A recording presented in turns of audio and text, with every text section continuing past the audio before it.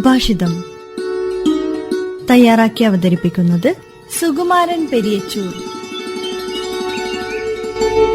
ഒരു തീപ്പെട്ടിയില്ലാത്ത വീടുണ്ടോ? അടുപ്പില്ലാത്ത അടുക്കളയുണ്ടോ? മനുഷ്യ സംസ്കാരത്തിന്റെ ആദ്യ കണ്ടുപിടുത്തമാണ് തീ. തീയുടെ കണ്ടുപിടുത്തത്തോടെ മനുഷ്യൻ സാമൂഹ്യ ജീവിതത്തിന്റെ കൂടിച്ചേരലിന്റെ ഒരുമിച്ചിരിക്കലിന്റെ വേദിയിൽ എത്തിച്ചേർന്നു. തീക്കുണ്ടത്തിനു ചുറ്റും ഇരിക്കുമ്പോൾ തീ ഒരു വൃത്തത്തിന്റെ കേന്ദ്രമായി മാറി. കാട്ടുതീയെ കണ്ട് ആദ്യം പേടിച്ചോടിയ മനുഷ്യൻ പിന്നീട് കാട്ടുതീ ശേഖരിച്ചു വെച്ചു.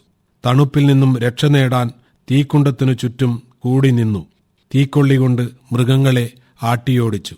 അങ്ങനെയുള്ള തീയെ ആവശ്യത്തിനനുസരിച്ച് സൃഷ്ടിക്കാനുള്ള ബുദ്ധി മനുഷ്യനിൽ ഉടലെടുത്തു.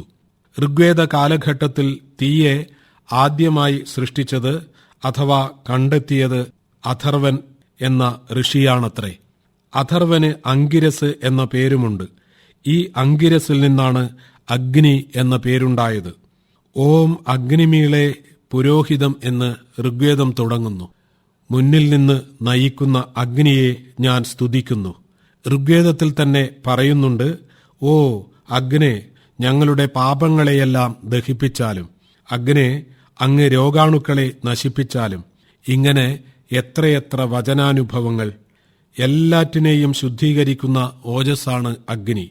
അഗ്നി ജ്വലിപ്പിച്ചുകൊണ്ടാണ് അടുക്കള ആരംഭിക്കുന്നത്.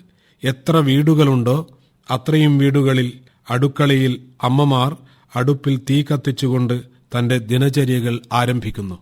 ഭാരതീയർ അഗ്നിയെ ജ്ഞാനമായി അഥവാ വെളിച്ചമായി കണക്കാക്കുന്നു. കെടാവിളക്ക് എന്ന അഗ്നിശേഖരം ഭാരതീയരുടെ അഗ്നി ആരാധനയുടെ സാക്ഷ്യമാണ്.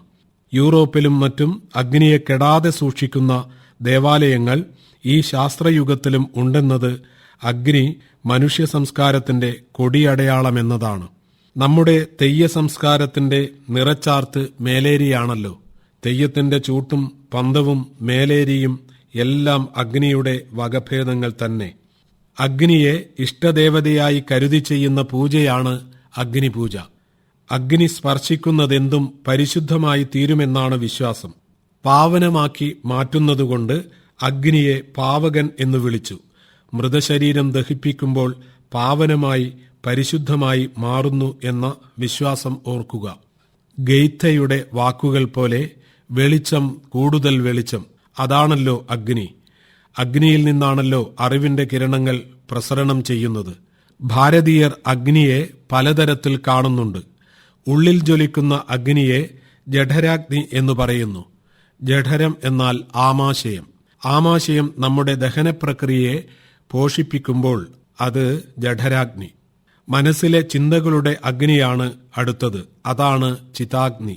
ചിതാഗ്നി ജ്വലിക്കുമ്പോൾ ധിഷണാശാലിയായി മാറുന്നു.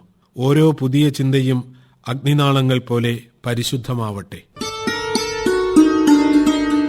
ഇന്നത്തെ സുഭാഷിതം തയ്യാറാക്കി അവതരിപ്പിച്ചത് സുകുമാരൻ പെരിയച്ചൂർ.